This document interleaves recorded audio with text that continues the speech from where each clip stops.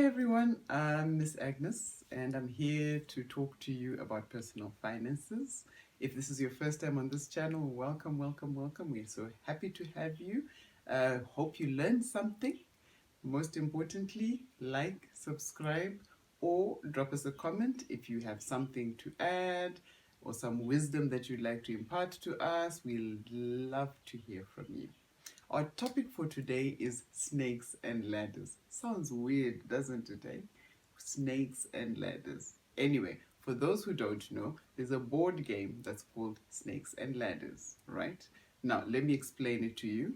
Snakes and Ladders is a board game and there's numbers from 1 to 100 and the numbers go that way all the way to the top, and the objective is to get to square number 100. That means you've won the game and I suppose you've progressed to the next level, right? Now, on some of these squares are ladders and the other squares, they are snakes. Now, if you land on a square where there's a ladder, it allows you to climb from one place to the next. Some will allow you to jump, I suppose, 10 spaces. Others take you all the way up to the top. Now, ladders are brilliant because they allow you to progress very fast throughout the game. However, on the other hand, there are snakes. And what do snakes do? The snakes swallow you and they take you backwards. Now, I think these game designers were really, really clever because they put a snake in square number 99. So just when you think you're about to finish the game and victory is in sight, you're at 98, if you get a 1 on the dice, you end on 99, and what happens? The snake eats you and takes you way back down again. And you obviously are not the leader in the game anymore. Now, the reason I love snakes and ladders is because it has a huge similarity with our money management. It's an analogy of our money management or our personal finance management. Why? The ladders are bonuses, windfalls, promotions. So anytime you get a large amount of money or you get an increase in your finances, that is a ladder because it allows you to progress in life. It allows you to go up. So ladders are windfalls, bonuses, promotions, extra money you get from friends. All those are called ladders. Now, what are the snakes? Snakes can be, and this year is a great example of a snake, the coronavirus, where we had 3 months where things were locked down, we couldn't go to work, a lot of people could earn a living, people who owned restaurants and certain other businesses had to shut down. Those are snakes. So what do the snakes do? The snakes take us backwards. So that's when you have losses. And losses, things like illnesses where you have to pay money unexpectedly.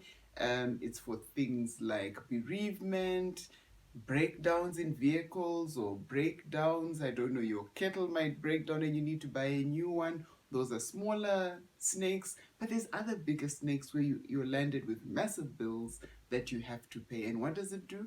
It takes you backwards financially. So I love this analogy about our money because it keeps us aware of the fact that our money journey is never linear. It doesn't go from 1 to 100 in a straight line. There's bumps and jumps along the way, and sometimes things go really, really well and you go all the way up to 100, or other times things don't go so well and you actually go through a loss. However, you still have hope. You can still go back up again.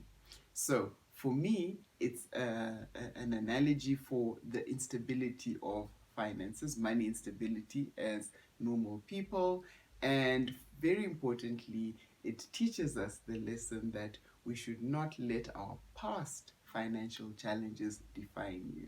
So a lot of us, when you go through a difficult time and stuff hasn't worked out for us, we allow that to define us and we look at ourselves and think, gosh, I'm a failure financially, walk around feeling like a failure, looking like a failure with that facial expression. But that's not what defines you. You're still walking, you're still living, you're still working, and you still have a hope of finding a ladder which is going to take you to the next level. So Snakes and Ladders, amazing game. And for me, its similarities to our finances are huge. So what are the lessons that we can learn from Snakes and Ladders? Point number one, save young. Start putting money aside as young as you can be. And remember, today is the youngest you'll ever be. So whatever age you are today, and I'm not saying any specific age, whatever age you are at today is the youngest you'll ever be. So start saving as soon as you can. If you can start today, start today. So start saving young. Remember, life is in phases, and even if we put it into 10-year phases, 20 to 30, you're starting to build your career. For those of us who maybe decide to go and study a master's degree, that's extra school fees that you need to pay, university fees, it's never cheap. Maybe you might give up your job in order to get that MBA or that master's degree. For those who didn't get a bachelor's degree when they were younger, maybe that's the time that you work on it. It does cost money. So those first years, and that's when you're building your career, figuring out who you are, where you want to go.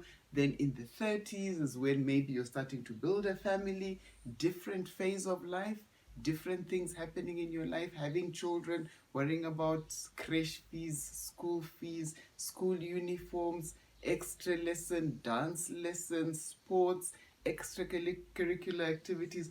All those things cost money. So different phases of money come with, different phases of life come with different expectations in terms of your finances, and you need to be aware and cognizant of that and plan for it. So the sooner you start to put money aside, extra money for saving, the better it is for you. Second thing in terms of your savings, your snakes and ladder is investment. Invest early and often. So start investing early. I recommend you start investing once you've set up an emergency fund. What is an emergency fund? An emergency fund is when you put away 3 to 6 months of your salary in an account somewhere for any emergency. So you put that money aside, emergency fund, so anytime there's an emergency, you've got something that you need to pay for, you don't have to dip into your savings, you've got an emergency fund that you take money out of and you pay for whatever emergency has come your way. And once you've done that, then you start to invest. I will not give any recommendations in terms of what you should invest in. That is very deeply personal for you. If you love property, you've studied property, you understand property, invest in property. If you invest, you understand stocks and bonds, invest in that. Invest in asset classes. It's up to you. But don't let your investment manager, asset manager, or personal financial advisor be the one who decides what you should invest in. You need to also have a basic understanding of what you're going to invest in. So invest early and invest often. And finally, like snakes and ladders, don't grow your lifestyle with your income. Now think about snakes and ladders, because imagine you get a big promotion, you get lots of money, and then what happens? The company shuts down. So what happens? Big snake brings you back down again. So if you've started living a new lifestyle based on your new income, what happens? Big snake is going to be a huge snake and it's going to cause a huge challenge in your life. So don't grow your lifestyle with your income.